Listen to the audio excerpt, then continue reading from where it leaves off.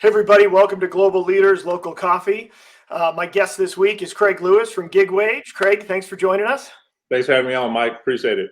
I don't know how anybody, I feel like you're just blowing up on social, first of all. So I don't know how anyone doesn't know about GigWage, but, curious for you to maybe intro the audience a bit and give them the soundbite as to what you guys are up to. Sure. GigWage is a payments company for the gig economy, primarily.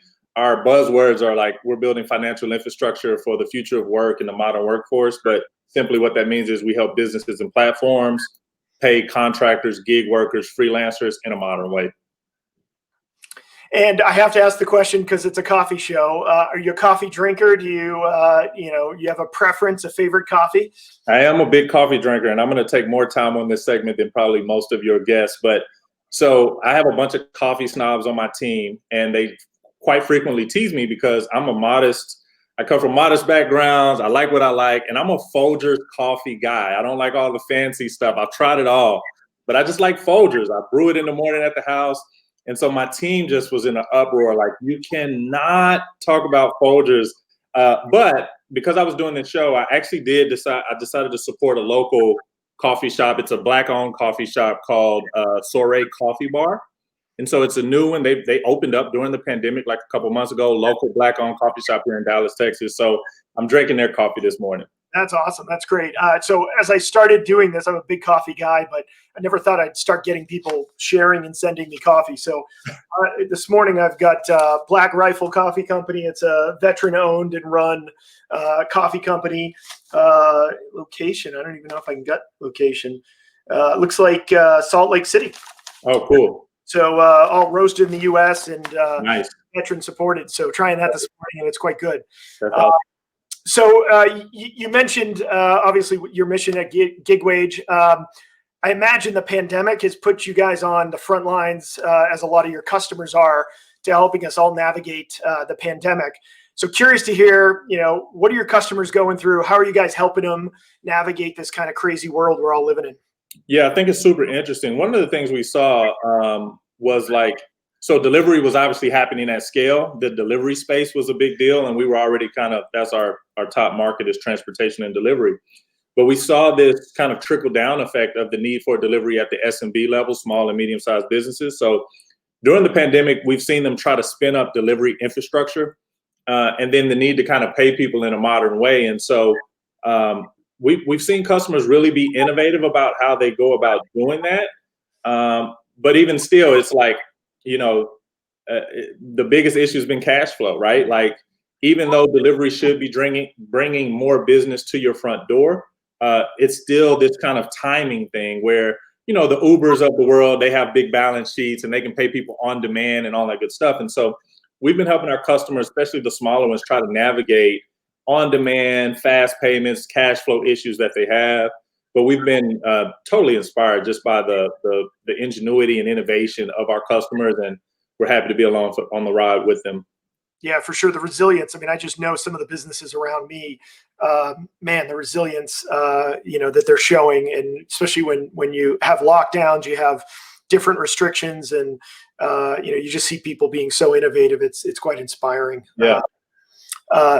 Cool. Well, one question I always love to ask is, you are obviously just raised a huge round of capital. We're both big believers, as I saw on social, that raising capital isn't the goal, execution and outcome is the goal. So without taking away from that moment of fundraise, but knowing that you don't want me to push it too hard, I'm sure, open up your world of, getting all this capital, looking to invest in your business. I mean, there's so many aspiring CEOs that want to be you and have just raised that big round. And at the same time, right, it's this daunting expectation that, now the real work begins and we got to go execute. So can you bring us a little bit into your world as to what you and the team are going through right now? Yeah, totally. So I think this is a twofold thing and something we're super proud of. Like, I always say fundraising it's not success, it's a strategy. But it is a milestone, it is a marker, and it is important if you decided to build a financeable type business, in our case, venture capital. So it's a big deal just in general, from the fact of we now can fuel the growth and the goals and the ambition that we have. it's also a big deal, Mike, just because I'm a Black founder, and less than 1% of venture capital goes to African-American owned founders. And so I take a lot of pride in that hopefully it inspires more African-American entrepreneurs to know that they can raise money as well. But the thing I'm most excited about is my team. Like, yeah, we just raised a nice size Series A, but we've been grinding and scrapping for years. Like, we're kind of going from this place of scarcity to scale.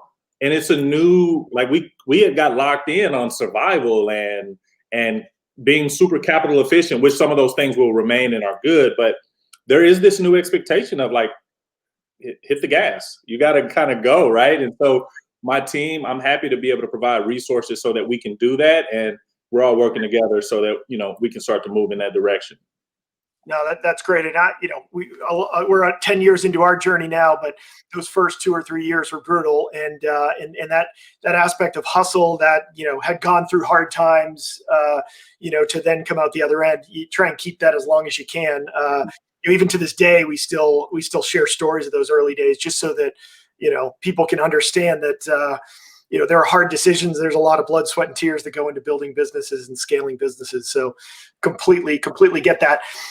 So shifting a little more personal, if you go back and talk to people that knew you kind of childhood, would they be surprised to be seeing you kind of doing what you're doing today? Or would they be like, no, that was a sure thing. What caused you to be an entrepreneur? What caused you to get into tech? Yeah. And on one token, they would be surprised because I didn't grow up around entrepreneurs, definitely didn't grow up in the technology. All my peers all have these stories about their Commodore 64, their dad brought it home, they broke it apart and put it back together. And I don't have that story. I didn't own a personal computer till like my late 20s.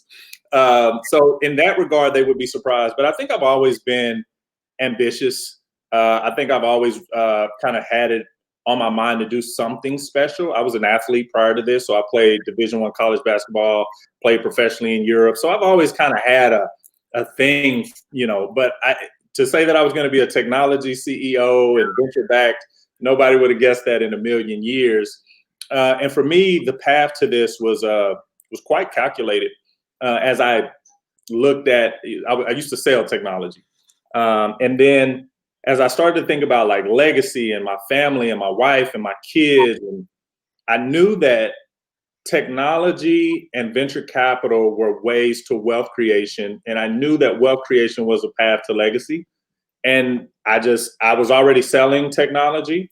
I was in the payment and payroll space. And so I just connected those dots. And for me, the end goal there is legacy. I always want my last name to mean something. And so that's really what got me on this path. And I think it's exciting because as I execute and as my team executes against this vision, it's for all of those people, my friends and family from kind of back in the day, something we can all galvanize around, be proud about, tell stories about. So yeah, I mean, it's been interesting and we're just getting freaking started. We've got a long way to go, but it's exciting to kind of see a path to doing what we've set out to do. That's awesome. That's great. So we're all living in this kind of crazy world. I always ask guests if there's one thing you've learned in this environment, and maybe one thing or what you've learned or you've enjoyed. You've found something to enjoy versus something you kind of miss. In the COVID world versus the pre-COVID world. I'm going to be this is a contrarian and contradictory. I have fell in love with the isolation. It just gives me time to think and ponder and be strategic and kind of one with myself and my thoughts.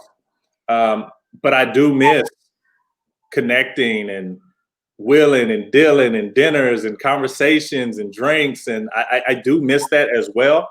But man, I can tell you these 9 months or so, I've just really fallen in love with the isolation of being able to just kind of think and do the things that are important and kind of explore what you think are important and how do you want to execute against those. So it's funny because I like being isolated, but I'm also like, it'd be good to get out a little bit more too. So Yeah, I think, it's probably spent 10 plus years, 15 years traveling quite extensively. And it's weird to go a whole year effectively, probably at least, and not get on the road for me. Like I used to, real quick, I didn't mean to cut you off. I used to travel about 220 days a year. Like I was on the road for years. And I love it, right? I love the hustle. I always talk about when I would travel, it's like going to an away game.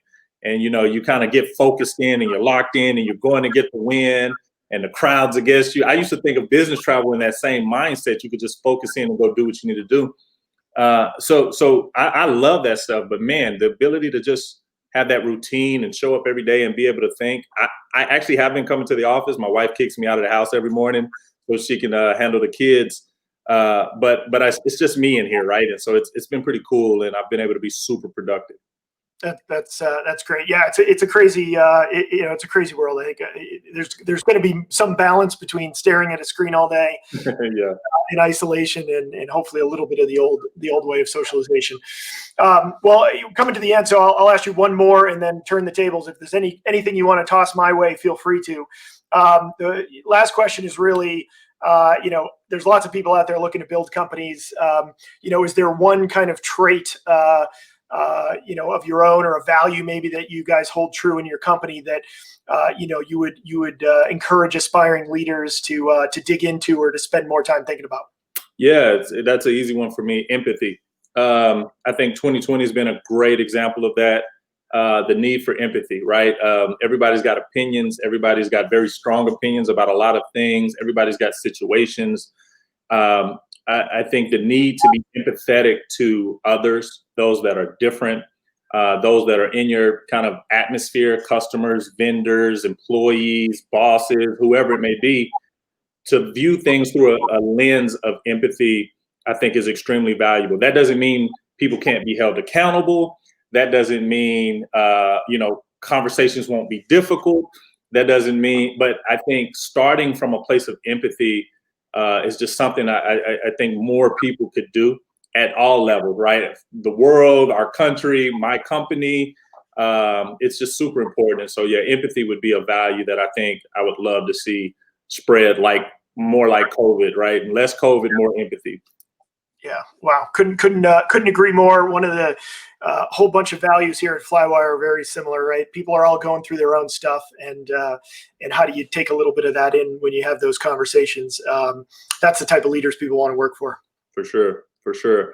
Yeah, boy, we should do a whole nother podcast. I got all kind of questions for you, but I guess if I had to ask one thing, I would say, being that you are 10 years down the line and you guys have raised tons of money and helped lots of people throughout the world, how different is where you guys are now from like that original kind of seed of an idea or the early stages of the company? Are you guys still on target? How has that changed? Talk to me about where you were and then where you kind of are now. Yeah, I mean, the first bit was chaos, as you're well aware. I would say early on, we got distracted by too much stuff. We kind of looked like what everyone else was doing was easier than what we were doing. So we kept having this belief that maybe we should change, we should pivot, we should add this new product, this new capability.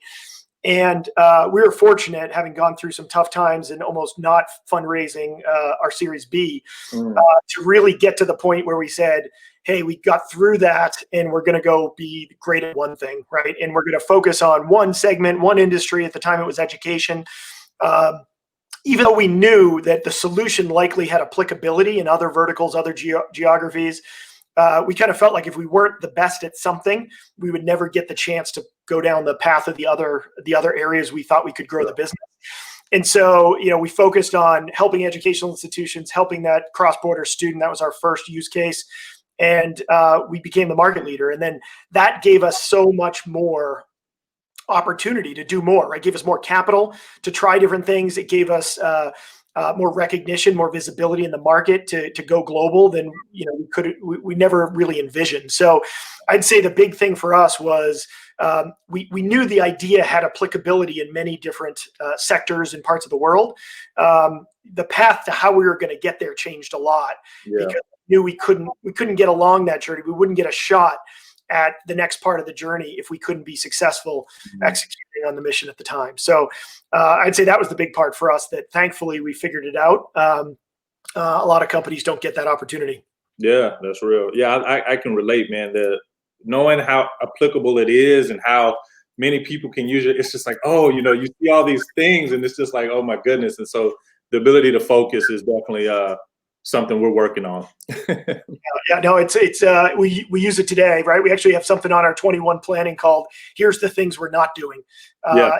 and literally make every team have a list of stuff we're not doing, because even people get the impression we're going to do stuff that really isn't the top priority. And so we're trying to be more explicit as we get bigger to say, nope, not doing that. Maybe it's a great 22, 23, 24 priority, but it's not a good 21 priority. So it's something you don't get perfect at. You just keep working at it. Yeah, I like that. Yeah, the CFO, the former CFO for HubSpot told me that one time. He said HubSpot would always come in and say what they're not doing for the year.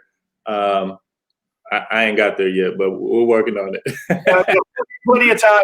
Well, hey, I'll wrap up, and we'll forever do another podcast. So if you ever want to turn the tables, we'll make it happen. Thanks everybody for tuning in. Post questions in social media. Thanks, Craig, for joining me here on Global Leaders Local Coffee. Thanks for having me.